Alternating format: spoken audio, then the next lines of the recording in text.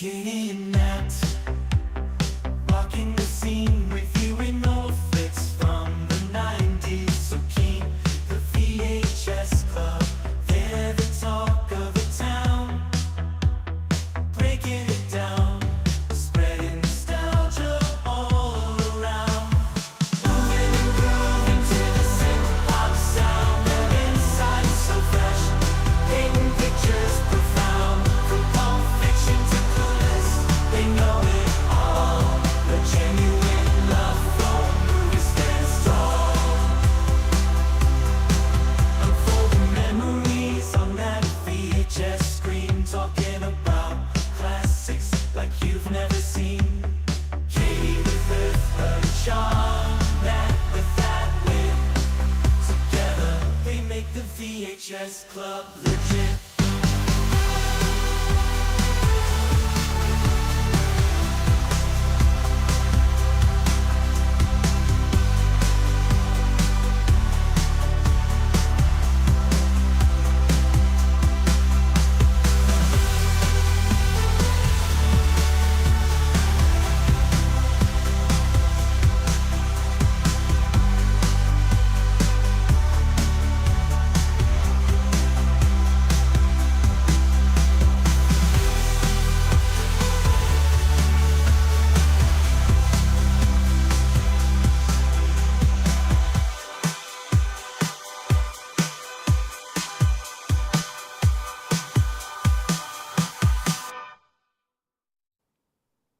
Welcome back to the VHS Club. Welcome to another Batman edition. Hey, Josh, how's it going? Hey, not bad. I, Hey, everybody. I love that you have brought us back into the world of Batman, and I love Hey. so very much. Sorry to everyone that loves newer than 90s Batman, but I do not, and I'm so happy to be in the world of 90s Batman. So here we are. Put on your ear blockers if you're a big fan of Batman Begins and beyond, because I don't know, there's something about this era of Batman that I really enjoy. So great pick, Josh. I'm excited. Hey, we did Batman Returns. We had to keep going. I know, it's true. So I think we've now done Batman Returns, and this is Batman Forever. So likely we're just we'll eventually do them all, but we'll space it out if you're not a Batman fan. So Batman and Robin is celebrating its 30th anniversary in 2 years, so you know, we'll have to get that done. Exactly. We'll have to get that done sometime before then. Well, I am so happy you're here. And of course, my first question right off the bat is Batman Forever. Why, is this your favorite in the Batman movies, or is this just all right? This is my favorite. So we'll be kind. Everyone, we're going to be kind tonight. This is Josh's favorite. Everyone's going to be kind. So what makes this one the best of the Batman movies for you? It was the Batman movie, besides the 1966 TV show movie tie-in, that I was able to watch without my parents. Okay. Because Batman Returns scared the crap out of me, as I said when we reviewed that movie. I remember, yeah. And I didn't see Batman 89 until I was a teenager. Okay. Even though my parents had both of those on VHS. Yep. My godfather gave me Batman Forever on VHS. Okay. And I also had the comic book. I had an adaptation. I had a couple of the toys. So this was really my era of Batman, because Batman the Animated Series was also on at the time too. Absolutely. Absolutely. It's so funny. I said before we jumped on, and I will admit this to all of you tater tots hanging out with us, but be kind to me. I am not a giant Batman fan, but wait, I do really love this era of Batman movies because they feel cartoonish. They're a little bit ridiculous. The bad guys are over the top. There's something, I think, fun and playful and crazy and superhero-y about this era of Batman movies that I really don't think exists in the new era of superhero movies, whether it's Marvel or DC. The newer movies have taken on such a serious tone, especially Batman. And what's funny to me is that Batman, particularly the bad guys. Okay, like if you separate Batman out, Batman Yeah. could be dark or not, like fine, whatever. Yeah. We could argue that both ways. But when it comes to the bad guys, they're crazy. Like if you Yeah. look at like their stories, Literally. the draw, like they're literally crazy. And yet Yeah. so it always has felt a little bit crazy, I guess, for lack of a better word, that Yeah. we put them in this like very super serious kind of light. So I really do, even though I'm not a giant Batman fan, I don't particularly like, I think he's not as interesting as some of the other superheroes. I do think Yeah. what makes him interesting is the city of Gotham, is this Yeah. like crazy, like fever dream of a story where there's just these lunatics on the loose and no one is able to do anything about it. And, and here is No. Batman, who's just sort of forced into solving it. It obviously, as you were saying earlier and in past episodes, like there's the vigilante side to it. He's obviously got this huge backstory, but I don't know. There's something really interesting to me personally about the bad guys. And this one is like 90s incredible because you have just about Yeah. everyone in this movie. So Yeah. I mean, Exactly. whether it's bad guys or otherwise. I'm gonna challenge you because Nat is out sick tonight. So Yep. and it's okay if you pass on this, but let's see if we could do one word or maybe a couple words to describe this movie. So Okay. not the whole plot. Can you think of like one or two words that describe this movie? Fun. Fun. I love it. I love it. I think camp, but like in a fun way, like a positive Exactly. movie. Yeah. is how Yeah. I would go about it. Do you remember seeing this one in the theaters? Did you, or you saw it only on No, VHS the this first time? was VHS only. Okay. I don't remember Um, if I don't think I saw this one in the theaters either. And I had this one definitely connected in my mind with Batman and Robin. Like they blur into like one Yeah. because they both have Robin in them. Spoiler, this one introduces Robin to us for the first time. Yep. So it was kind of nice to rewatch it because I feel like it brought out Robin. Like I remember Robin from Batman and Robin, which has the introduction of Batgirl as well, Alicia Yeah. Silverstone, which I thought was Yes. fun. So, but like I always viewed, as many people do probably, Robin as being this very like ridiculous character, and he's like irrelevant and whatever. But in this one, he has a great backstory, and Yeah.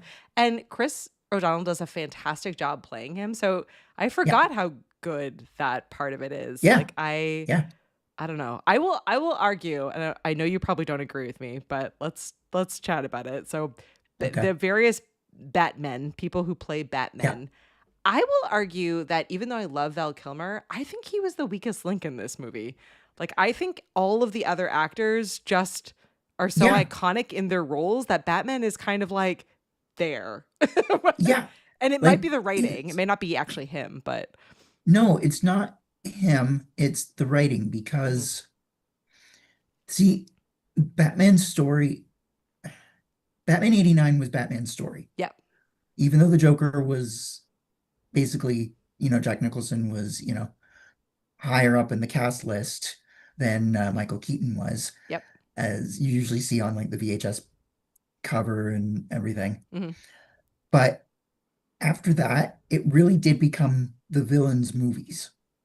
Because you saw that with the Penguin and Catwoman in Batman Returns. Yep. You see it here with Two-Face and the Riddler. Yep. And then you see it again in the future with Poison Ivy and Mr. Freeze in Batman and Robin. Yep. So here, Batman is not even the driving force. He's just there. Yep. And you actually see more of Bruce Wayne in this movie than you do Batman. You do. Yeah. And I don't know. It's kind of a bummer to me. And again, like I know Val Kilmer is a fantastic actor. So I really think Yeah. you're right in that it's more on the writing side, but he does just feel very like boring and stagnant compared to everyone else. And it's Yeah. like in his lines and even the love story that he has with Nicole Kidman, who plays Dr. Chase in this, Yeah. is like, she's also fantastic, but like that storyline is just a little, I don't know, like It's weak. It's weak compared to, I mean, Yeah. and of course coming after Michael Keaton, and you know, and his iconic kind of love story with Catwoman and how crazy she is, it just doesn't hold up. And then And Keaton's wit. and Because don't Keaton's forget, wit. Keaton was funny Yeah. in both Batman and Batman Returns, you know? And I kind of So, want the character of Batman to be like a little bit like he's supposed to be this like he's supposed to be the incredibly straight man. intelligent straight man Yeah. playboy. And I feel like the wit kind of comes with that. Like, and the bantering Yeah. he has with Alfred, like a lot of that is just missing Yeah. in this one. Yeah. Because the only funny line that Batman actually has in this movie is at the very beginning when Alfred says, "Can I persuade you to take a sandwich with you, sir? I'll get drive-through." Get Like, through. that's just I his know. only funny line in the I'm scrolling entire through because movie. he did have I jotted it down one sec. He had another one. Oh, he does say it's the car, right? Chicks love the car. Yeah. He did say that, Yeah. which I thought was equally funny. Yeah, so he has a couple, but yeah, you're right. He really doesn't. I don't know. Yeah, I think Michael Keaton is a little bit wittier and funnier, and also has a bit more just sort of playfulness with with Alfred, with other characters around him. But your point is valid that he's also in that movie. It's building more of his backstory. It's building his story. There are less bad guys, so Yeah. he's dealing with a lot less. And you're building like- up Robin's story at the same time in this Well, one. that's the so- thing too. Like, you're introducing Robin, Yeah, the Riddler, and Two-Face. yeah, yeah. Which let's talk about the Riddler and Two-Face. Okay. So feelings. So I know Nat. So if you don't know Nat well, she hates Jim Carrey. Jim Carrey is like one of her least favorite actors, which I think I remember her ironically, saying that actually. is very un-Canadian of her because he is like one of Canada's actors. But I see her point. Like, he is very over the top, and he is very Jim Carrey in everything he plays. Yeah. I feel like this role like was perfect for him because the Riddler is also really crazy. What did you think? So here's the thing. In the comics, the Riddler is not that crazy. Mm, He's more intelligent, and he has more, like, basically, if Ra's al Ghul hadn't been around, mhm. the Riddler would have been the villain to most likely discover that Bruce Wayne was Batman, Okay. All right. as he does in this movie. Yeah. But through his mind rather than his mind device. His mind rather than his mind device. I No, love it. Jim Carrey's version of the Riddler is very much channeling Frank Gorshin from the 1966 TV series. Yeah. Because that's the Riddler that you see on screen in this movie. Yeah. I just feel like I like Jim Carrey, not in everything, but I do really like him in this movie. But he is definitely Jim Carrey in this movie. Like, he's just being like, he's no different than he is in Ace Ventura or like any of his other like And the fact iconically that 90s all movies. of these big movies that he was in came out within a year of each other, That's valid. right? Yeah. Because you had The Mask, Dumb and Dumber, and then Ace Ventura in 1994. Yep. Then you had this movie in 1995. Yep. Yeah. So that was very much Jim Carrey's crazy era, where he was very much playing the maniac character. Yeah, absolutely. Which he does well in this. Supposedly he cheesed Tommy Lee Jones off to no end, who did not even want to be in this movie. I guess his son talked him into it, but he was in this movie. At one point, apparently, Tommy Lee Jones reportedly told Jim Carrey, "I cannot sanction your buffoonery," which I think reading is about that. just absolutely incredible. Again, like, And that is so Tommy Lee Jones it's too. so Tommy Lee Jones, and Even in Men in Black, he again plays the straight man, Yeah. and the Will Smith's insanity. Yeah. Like, so to see him play a crazy like character was interesting, weird. and I think he did really well with it. Like, He did. they didn't have to. I kind of liked that they didn't have to go too much into his backstory for you to understand like No. his story.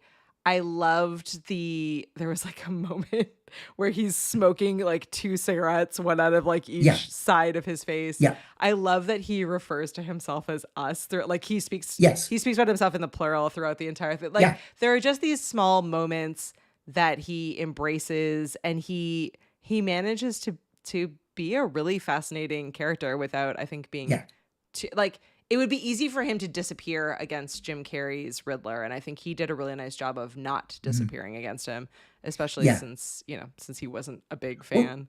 because I also feel like Two-Face is in more of the movie. Yeah. Because don't forget, Edward Nygma doesn't become the Riddler until about halfway through. Yeah.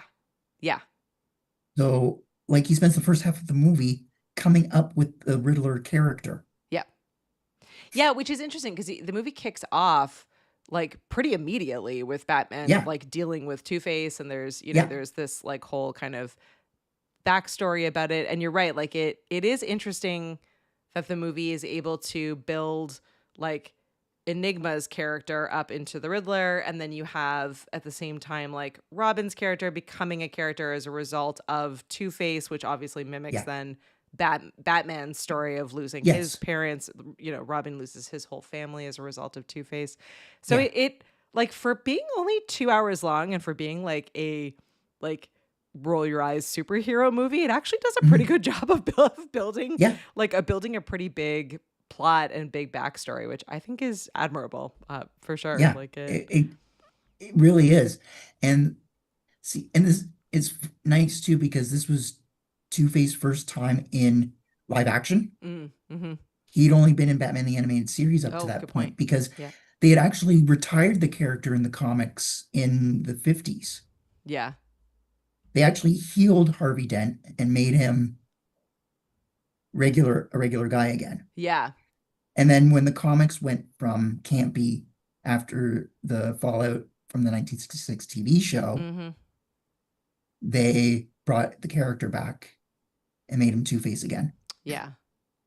So this was his, and actually William Shatner would have played Two-Face in the 66 TV series if they'd gotten a fourth season, Oh, that would have been so fun. because they did a lost episode comic about a decade ago that had and then they also did the animated movie Batman versus Two-Face Mm, that had Shatner as Two-Face, that voicing is so Two-Face. fun. I So know Shatner has done yeah, a lot of voice work, which is awesome well, and yeah, because suits he him. started in Star Trek the animated series with voice work. So I love it. All right, well, okay, so you and I both rewatched this movie. So were there yes, any surprises on the rewatch? Do you think it holds up? it What are your thoughts? holds up, but there weren't any real surprises because I've seen this movie way too many times.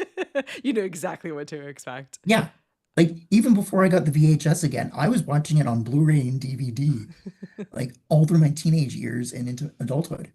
Like this was my Batman movie I love it. I love because it. I was the right age. Like I was Yeah. 8 going on 9 when this movie came out, Yep. whereas I was only like 5, 6 when Batman Returns came out. So, Yeah. that's a very different dichotomy there where, Batman 89, I was only 2 going on 3 when that came out. So Batman Forever was my Batman movie.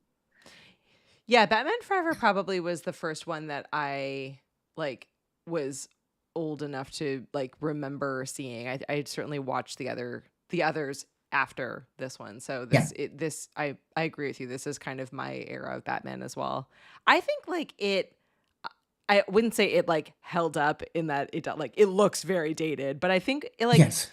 I think it looks dated though in a again like kind of a cartoony way. So Mhm. if you remember, if you're not a big Batman fan, the earlier Batman movies were directed by Tim Burton and have like sort of they're not as dark as the newer ones, but they definitely have a very different aesthetic. Whereas this Yes, one is very like very 90s. Like it is yes. like bright colors, over the top, like neon lights, fog. Like it's got kind of the a very different. Gotham has a very different feel. Gotham in the first Yeah, two movies feels like this very like I don't know how like it feels like a real city. It feels New Yorky, but dark, like you Yeah. would be mugged there, you would be attacked there. Yeah. Whereas this one doesn't feel like a real city. No. It feels like you're you're stepping into a comic book or into a It's like story. you're literally stepping into the Gotham City of the comics. Yeah.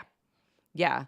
Which I kept, it's so funny. Like, so in rewatching this one, and this is a ridiculous thing to think, but because obviously it's a totally fictional world, but there was a moment like as once Riddler has become Riddler. So he's like, he has Yeah. this story build, as you were saying, and he's like trying to decide what his name is going to be and like thinking through his costume, and he's got like all these ridiculousness. And then he joins forces with Two-Face, and then he's got this moment later in the movie where he's, I think at that point he had already kidnapped Dr.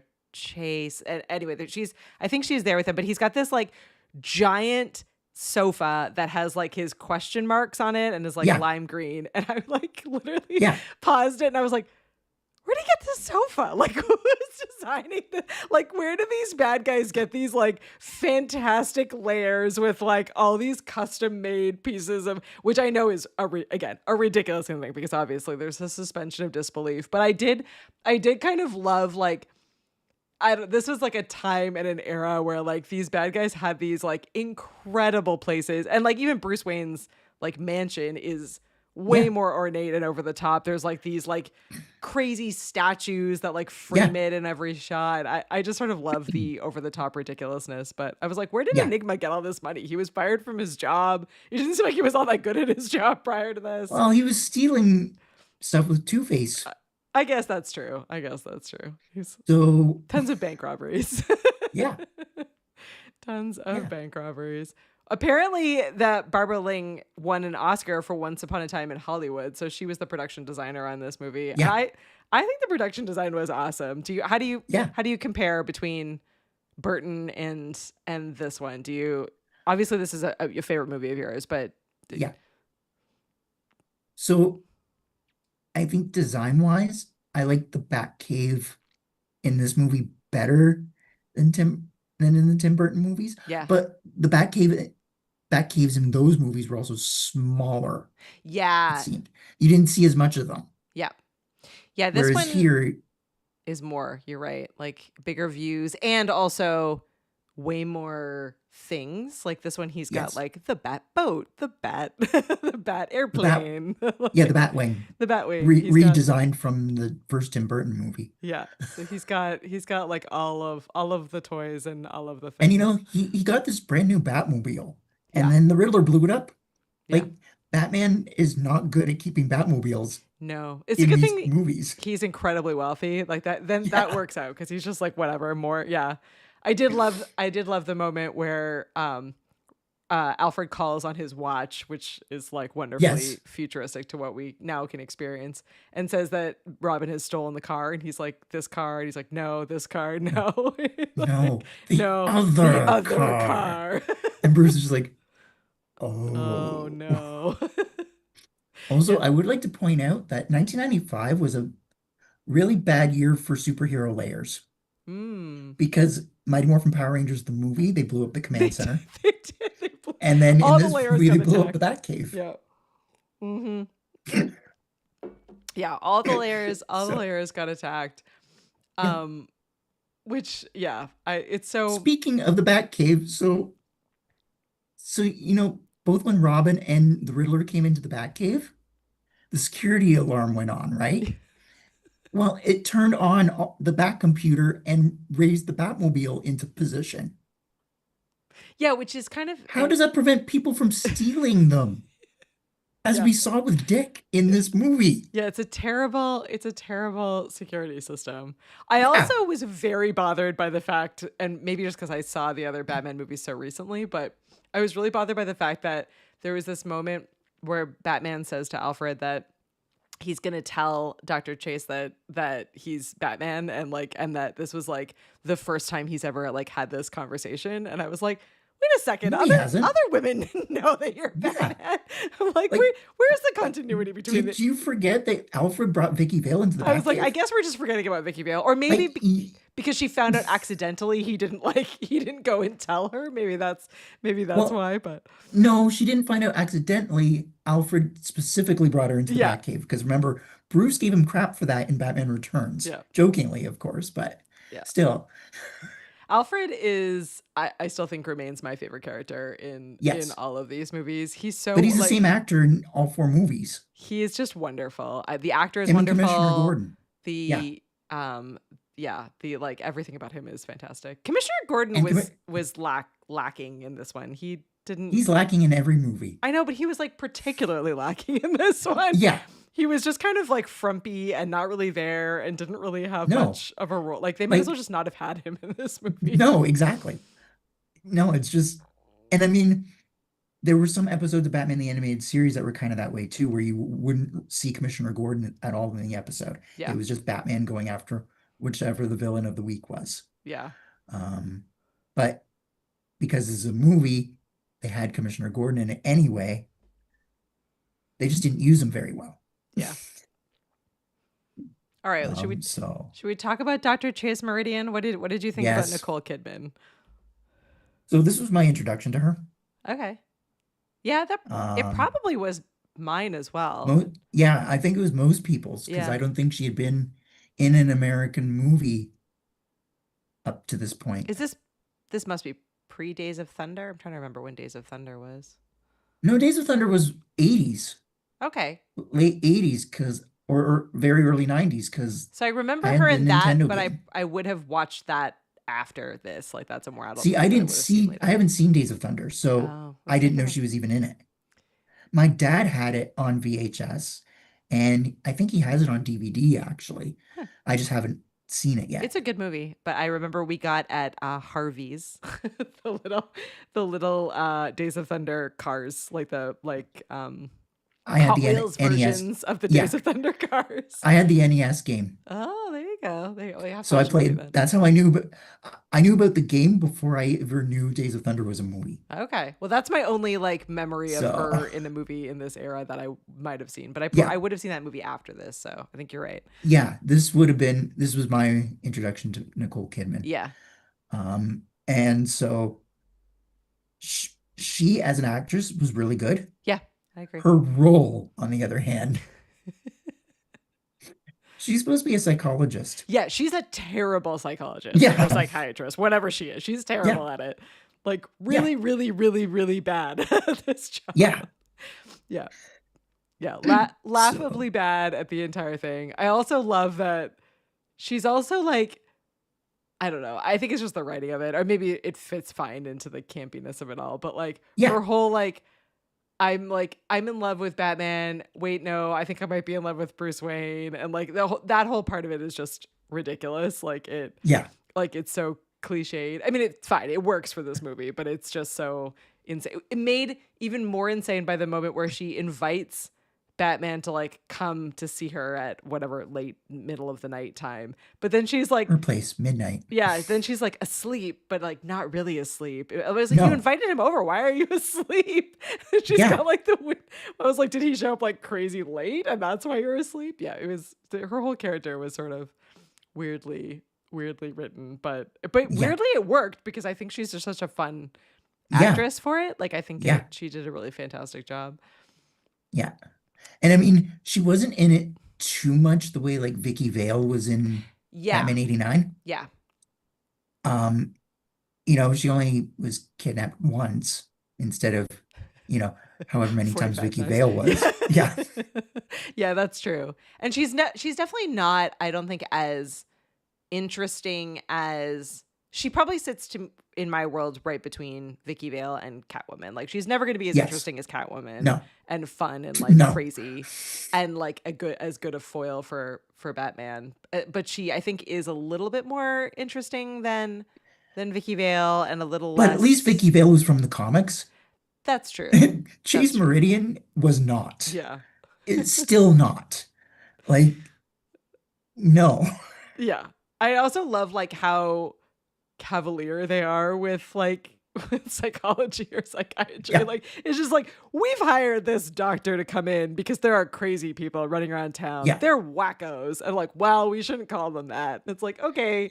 It's maybe, like Bruce is just like, wacko. Is that a technical term, I know. doctor?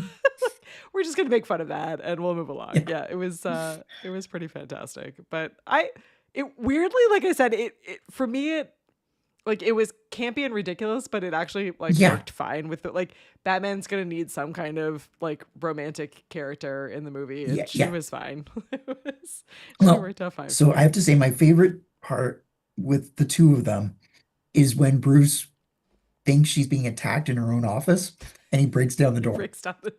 Yeah. And she's just merciless with a punching about bag. it. Yeah. Yeah. And I'm just like, yeah, that's a Batman thing, all right. Yeah. I do love that he brings her to the circus, and it's the most ridiculous circus. I'm I know. The scene of where they're showing the circus building and the city shot literally looks like it's a drawing. It looks cartoonish.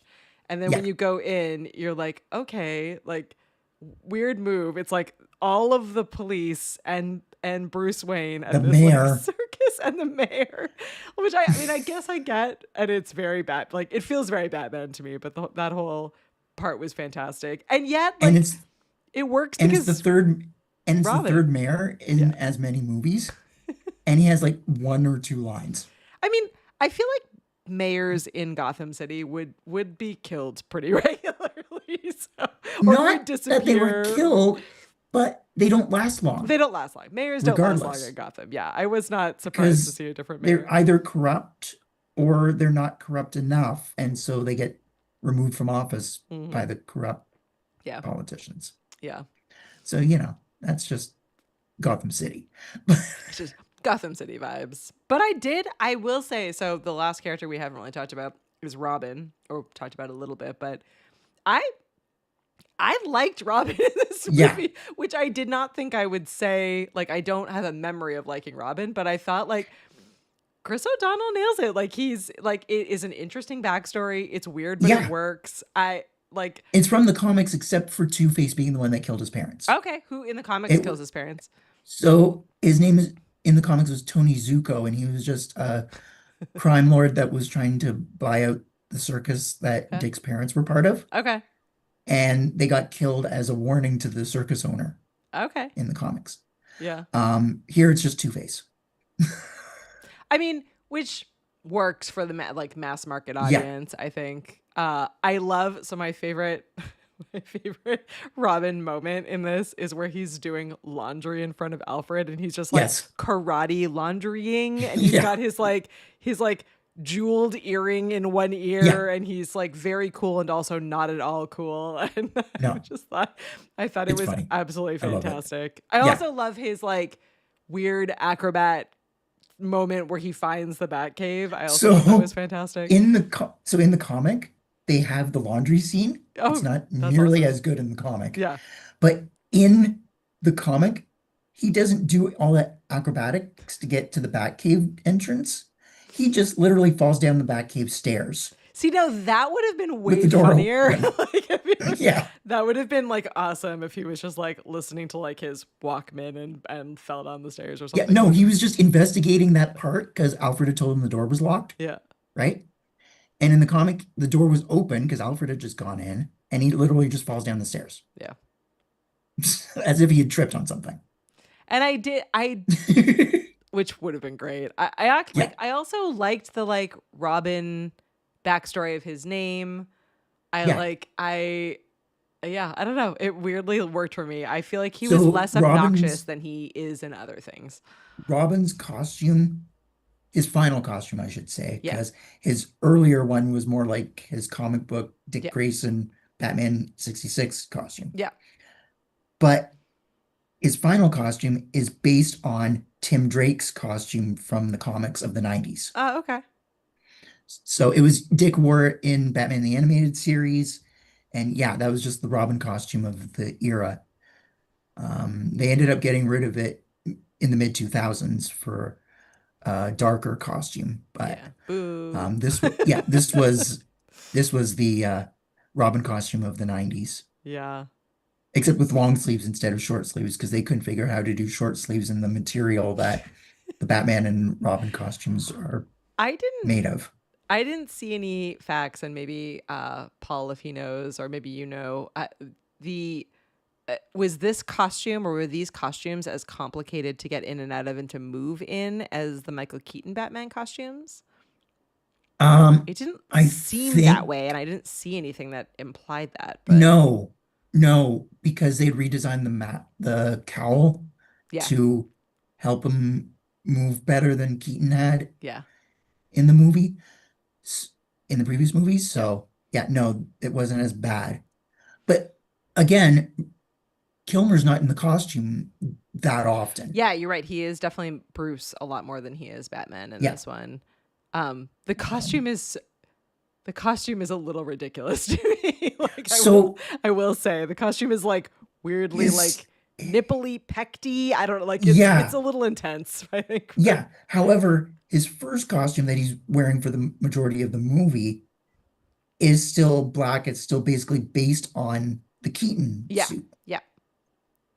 Whereas you Yeah, get he to the shifts Sonar at the modification. end to the Yeah, cool new one, the 90s yeah. cool new one. Yeah. The one that was made for all the toys and was actually in all the promotional material, Yeah. including like the trading cards, the comic book covers. Um, Yeah. yeah, that second costume was just everywhere in the 90s, except the on the movie poster and on the VHS tape. It's the black costume. Yeah, I'm trying to scroll through to see if I can find it. I did have some. Oh yeah, so this Batman Forever was one of the first movies that actually had a website. So it made internet history as Yeah, being one of the first major movies to actually launch a site as part of its promotional campaign, which Star was Trek like, Generations was one of the other early ones. yeah, huge. And obviously, as you were saying, like the merchandising that went in and around this movie Yeah. was huge. Now, Although there's so now much this one, merchandising around Batman in general as a but franchise. here's the So. thing though. Batman Forever actually had less merchandise Oh, interesting. because of the Batman Returns fiasco, right? Uh-huh. Because they made a whole bunch of merchandise for Batman Returns And it didn't work out. and it didn't work out. Yeah. So there weren't a lot of companies that were willing to invest their Oh. time and money into making products for this movie. So do you have any Batman Forever merch? Toys?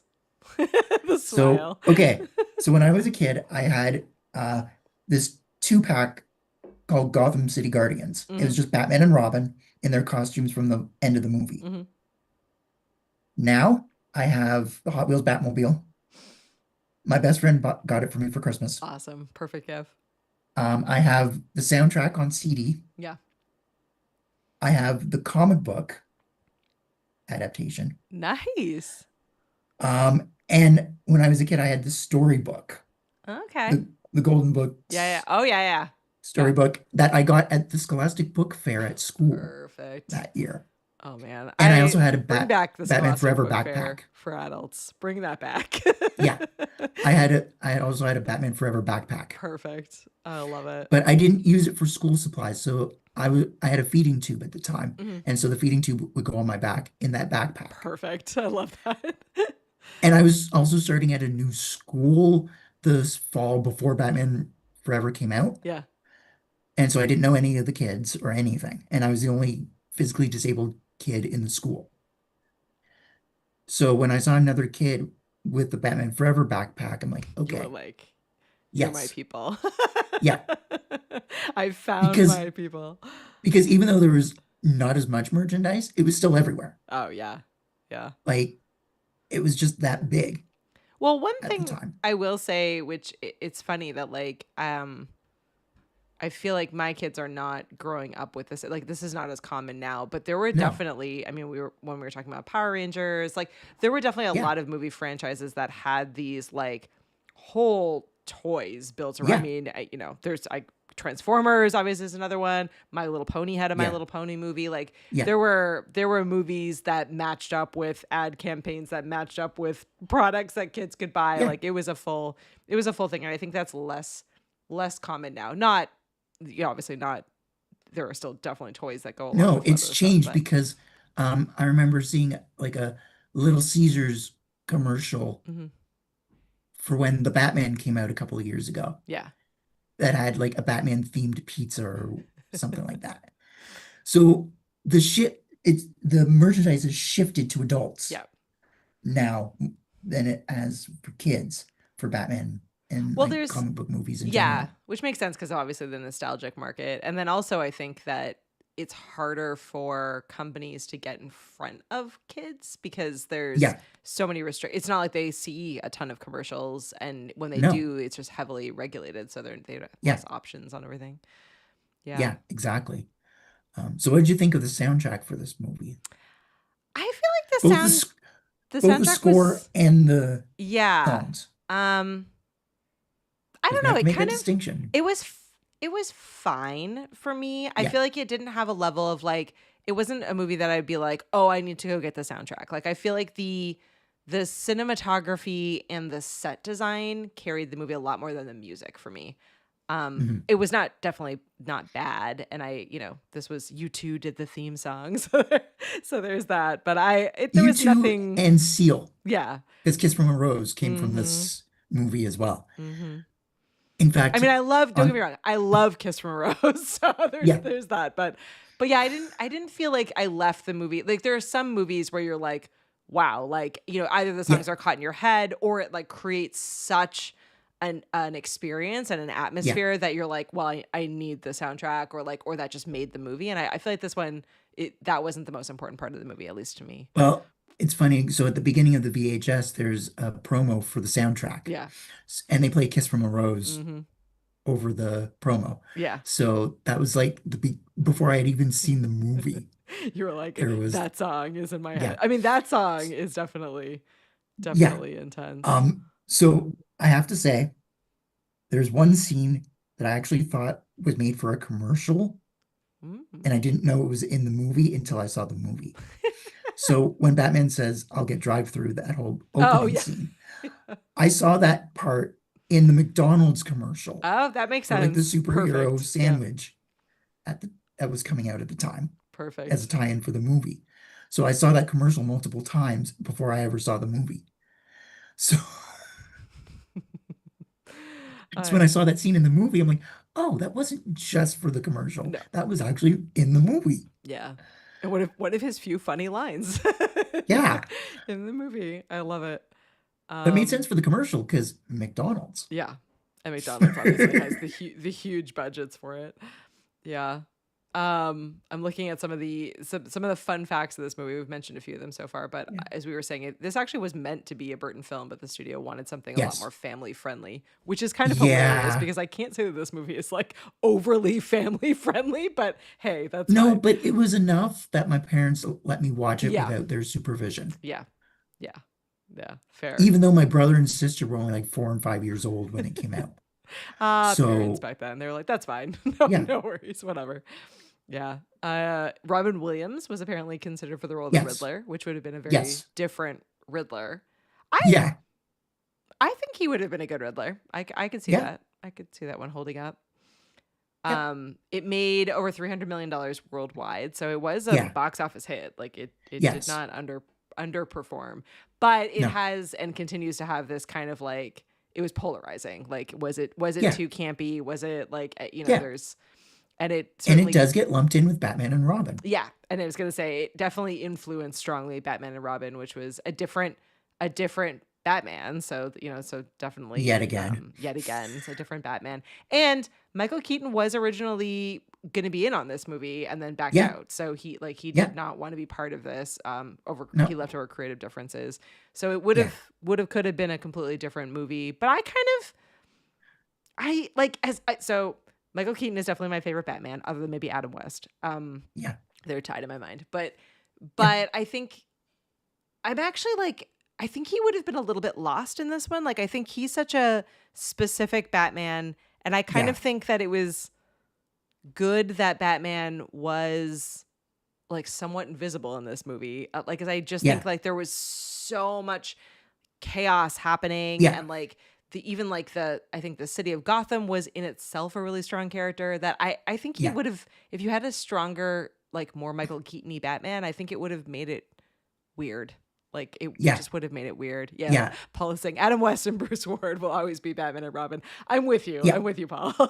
they're, yeah, they're the OG Batman. I did like, did you? So I loved the moment in this movie where Robin and Batman come on and he says, Holy rusted metal, yeah, Batman. holy rusted Yeah. metal Batman. And then he's like, no, it's actually holy. Like it's And he's holy like, metal. what? Yeah. It's full of holes, Yeah. Holy. Oh, It was great because Robin yeah. is not overly campy in this one. Like No, like I shouldn't say he's not, but he's not Adam West level cheesy. Like he's no. not Bruce Ward cheesy. So I did really love that nod for the fans. I thought it was But fun. it made sense because Joel Schumacher was the right age to have seen the 60s Batman TV Yeah, show. he was So he like would have living been that. influenced on it Yeah. more than anybody else making a Batman movie at that time. Yeah.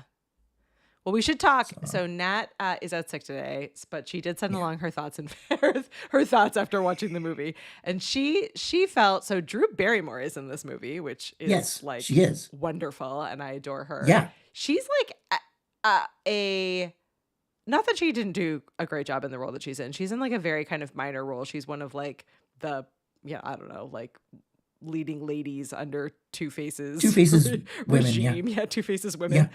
But Nat thought that she had really great chemistry with Robin, and there was a missed opportunity there. I'm kind of with Nat. I think like they could have probably done more with her. Like if you're gonna get someone as Yeah. notable as Drew Barrymore especially at that time, they could have done Yeah, a little bit more exactly. with that character.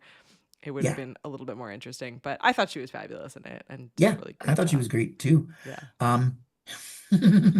Like it was during the party scene and she turns to Riddler and she's just like, why don't you look as good in Yeah. this suit when she sees Bruce Wayne? And he's like, shut up, you're here to work. Yeah. Yeah, he's got some great lines. Like after Batman crashes into the party, he's like, your interest was good, his was better. His was The better. difference, Yeah. showmanship. Yeah, he's fantastic. Was that over the top? I can never tell. Tell. Like his just craziness is wonderful. And again, Yeah. like I don't know, there's something about 90s Jim Carrey that I just think is ridiculous and wonderful. Yeah. And like the way he's blowing up the Batcave too, like just mini bat bombs, Yeah, and just like and weird just like tossing them into crotch different thrusts areas. and like just Yeah. just chaos. Yeah. Like he is chaos personified. Yeah.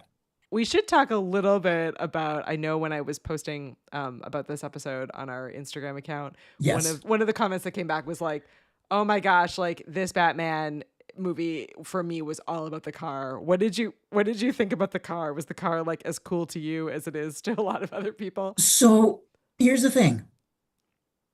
The Batman Forever Batmobile was the first one after the 66 classic Batmobile Yeah. that I actually remember Yeah, from when it I is was a kid. memorable for sure. Yeah. Because while I had a toy of the Batman 89 Batman Returns Batmobile, two of them actually, the McDonald's Happy Meal version from Batman Returns, and then the more like the one you could put the action figures in Mhm. from Batman 89. Mhm. But I didn't remember that Batmobile in either movie. Oh, interesting. Because again, I didn't see Batman 89 until I was a teenager. Yeah. And Batman Returns scared the crap out of me so much I wasn't paying attention to the Batmobile. Yeah.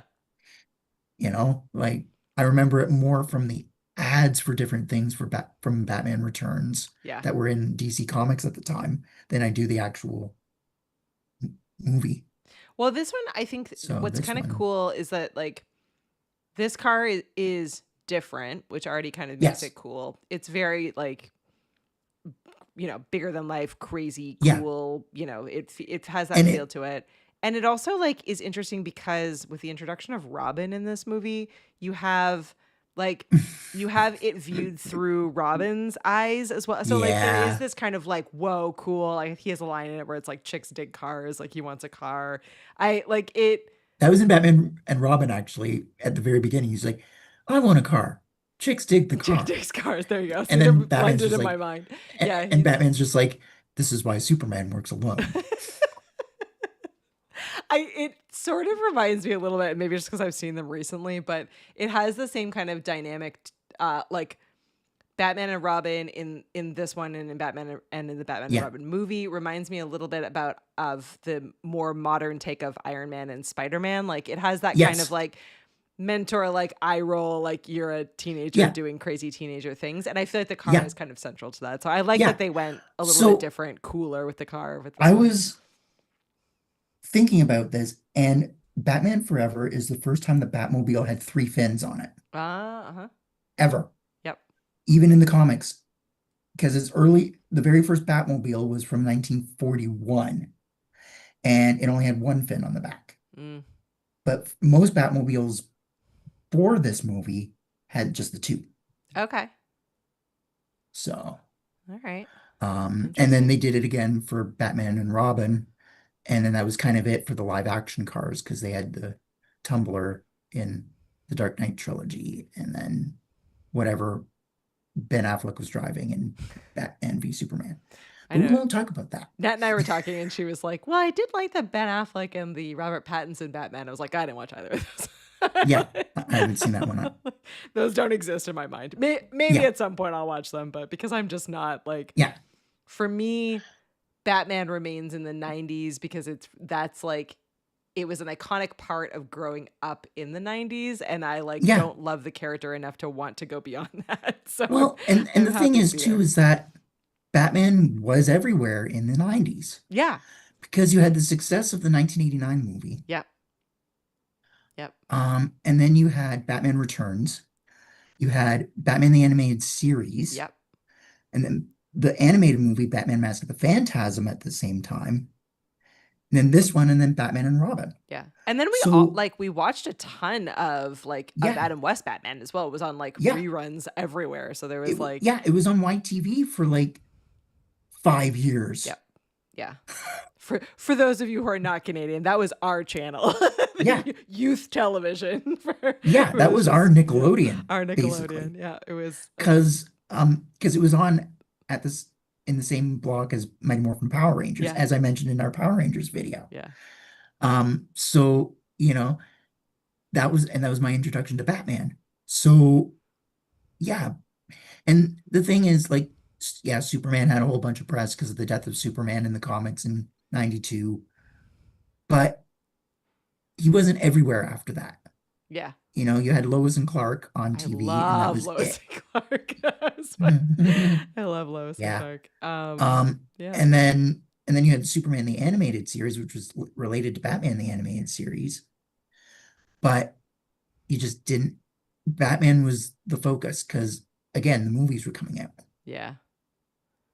Yeah. That was just it. I feel like it's just like love or hate Batman, love or hate this particular movie.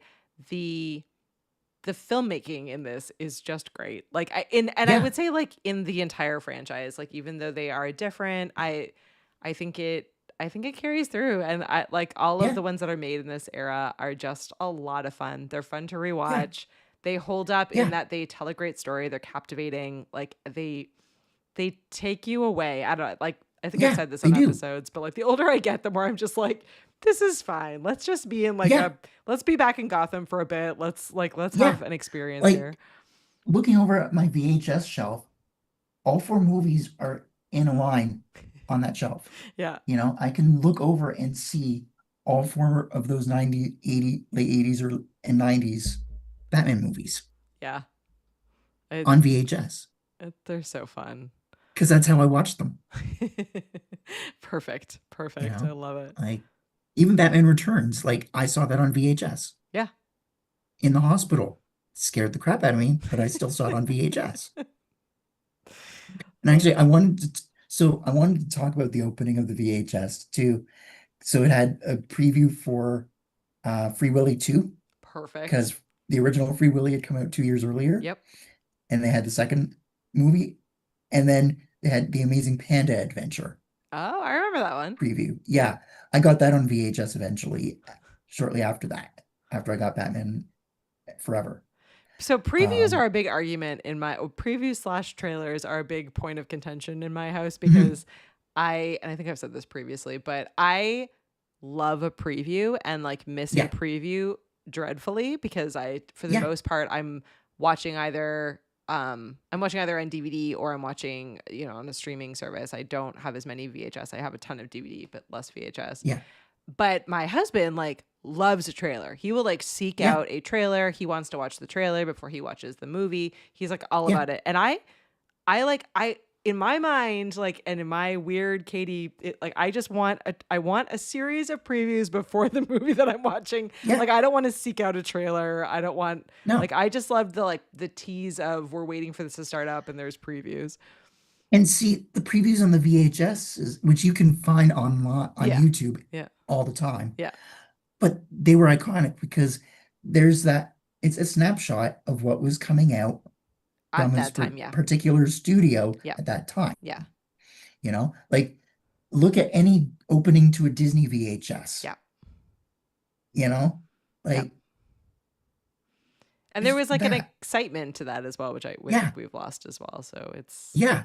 we'll I have to do an mean, episode on trailers and previews. yes, It absolutely. would be a fun one.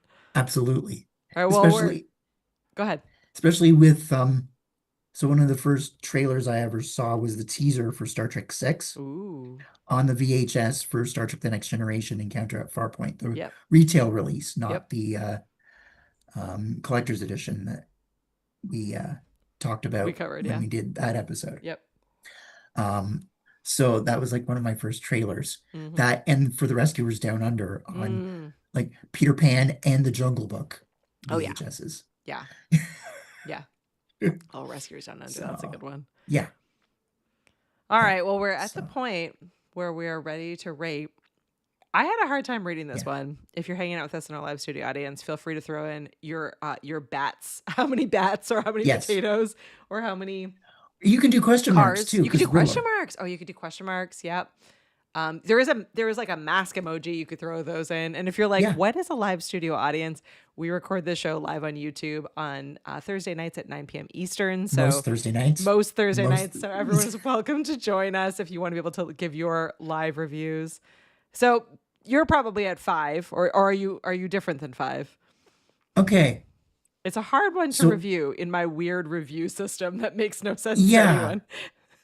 Because I absolutely love this movie for Mhm. sure. Hmm. And it's my favorite. But it's not the best Batman movie Yeah, that's fair. of this 4. So I would agree with like a 3.5. Okay. Paul's at 2. Um, Paul's at 2. I was with you. I was sitting at a 3, 3.5. Yeah. I have to, it's funny. I did not think that I would say this, but I have to agree with you in that this one, and now I definitely want to go back and rewatch Batman and Robin because they were just like literally merged in my mind. But I think like these two are the ones that I immediately think of, particularly the villains. These are the ones that I immediately Yes. think of when I think of Batman. Like in my mind, Batman, the movies are Uh-huh. these two movies. But Yeah. I think like my favorite Batman and the best Batman movie is probably either the original or Returns. And Yeah. my favorite Batman is, as I said, is Michael Keaton, not counting Adam Yeah. West. Separating out Adam West. Yeah. But so Adam West is a whole other category. it's a whole other category. He lives alone. He will forever be Batman. So I Well, he was Batman for the longest time He because he was voiced the Batman. character in Yeah. animation from like 1977 to 1985. well, even past that, because then he was like basically Batman on Family Guy. Like he like Yeah. wasn't, but basically was. Yeah. Yeah. So I'm with you. I think this one's a 3 and a 3 or a 3.5. And I think it's not the best Batman, but it is the No. most nostalgic Batman Yeah. movie for me. Because again, this was the one that I could watch, and my parents didn't have to really worry about Yeah. me watching it like they did with Batman Returns. Yeah. So, Yeah. which is why I didn't see it again until I got my own TV in my room in the early 2000s. So, Oh, I love it. Good choice. And I can't wait for our next adventure soon. So if you're joining us next week, we're going to dive into Titanic. And then we have a couple of other fun movies coming up. But Josh is going to be back for Goofy Movie, which we'll figure out Yes. the best date to talk Goofy Movie. Which will be really Yes. fun because Nat has very little memory of that one. So it'll be fun to have a discussion. that was on it. another VHS Yeah. owning Yeah. for me because we owned it. I I vividly remember it, but I feel like I don't have a memory of when I first watched it. And I feel like in my mind, like my memory of it is from a rewatch later. Like I know Yeah. I watched it earlier, but I like started to like it a lot more in future Yeah. rewatches. So yeah, but it is beloved, and I have a bunch of Oh, yeah. Disney friends, so I'm hoping I can lure some Disney friends on for a fun goofy movie Yes. panel discussion, which That'll will be be fun. great. But yeah, if you're keeping up with us, next week, Titanic. I was saying to Josh, I need to dust off my two VHS box sets. Yeah. This one needs to Two be tape VHS. box set. Yeah. Yeah, this one needs to be VHS. I'll have to somehow convince my daughter not to watch it. She's so desperate to see this, but I think it's a little bit beyond her at this point. Yeah. So, yeah, but it should be a fun one. And that will be next Thursday at 9 p.m. Eastern. And then, yeah, keep those great recommendations coming. I know between Josh and Paul and everyone else that hangs out with us, you've been sending through some great recommendations. So send us what your favorite movies are. Keep filling our list. We're never going to get through. We're like not even coming close to chipping away at our list, but we're You having know a lot what? of fun in it. Do the show until you're not having fun with it anymore. Exactly. My favorite part of this show, which is surprising, continues to be surprising to me, is finding out what all of my friends and colleagues' favorite movies are, because it's never Yeah. what I think it's going to be. And they've Yeah. always been fantastic. And even the ones where I'm like, oh, I don't know if I really like that movie. And then I chat with them and I'm like, oh, no, good perspective. Like, it's been such great conversations about all of these movies. It's been a lot of fun. Even the guests like me, you know, I'm sure you've been surprised by the Yeah. movies that I've chosen because Yeah. of my particular tastes. No, I love and it. I love everyone. Like, it the defines age I was them. at in the 90s. Yeah, exactly. I think some of it is nostalgic, and then some of it is just like I feel like the more we do this show, the more I'm just like, okay, I feel like maybe at some point I can finally get to a top 10 list, but I think the top 10 are going to be those ones that I've seen so many times that they just live rent free in my head. And I don't know if I know why. Like, part of it is like the time, part of it is when I saw them, the memories around them. Like, there's just, there's something magical about it. So keep watching old movies, keep hanging out with us and sending all of those crazy recommendations along to us. We love that. And you can find this show at thevhsclubpod.com. You can leave voicemails, you can rate the show, you can see our movie list, past episodes, all of it is over there. And yeah, hang out with us most Thursday nights for the live recording, so you can leave us your comments and feedback. Thanks to Paul and the team for hanging out with us tonight. We will see you all next week. Thanks, Josh. Bye. Bye. Kidnapped.